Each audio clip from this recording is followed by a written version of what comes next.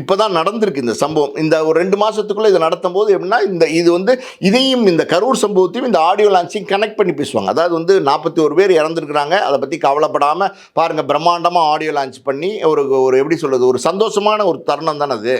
இப்போ ஒரு audio launch நடக்குதுன்னா எல்லாமே ஒரு சந்தோஷமான தருணம், ஒரு ஆரவாரமான தருணம், கைதட்டி ஆரவாரம் பண்ணி என்ஜாய் பண்ணக்கூடிய ஒரு தருணம். அப்படி ஒரு சூழ்நிலையை உருவாக்குவாங்களா அப்படின்னா விஜய் புத்திசாலியாக இருந்தால் அதை பண்ண மாட்டார். சார் நீங்கள் வந்து கலெக்ஷன் வைஸ் சொன்னீங்க, இன்னொரு படம் போட்டிக்கு வர்றதுனால அந்த கலெக்ஷன் வந்து ஓரளவுக்கு கம்மியாகிறது வாய்ப்பு இருக்குன்ட்டு. ஜனநாயகன் படத்தை பொறுத்த வரைக்கும் அதாவது வந்து பெரிய பிஸ்னஸ் எதிர்பார்ப்பு வந்து முதல்ல இருந்துச்சு.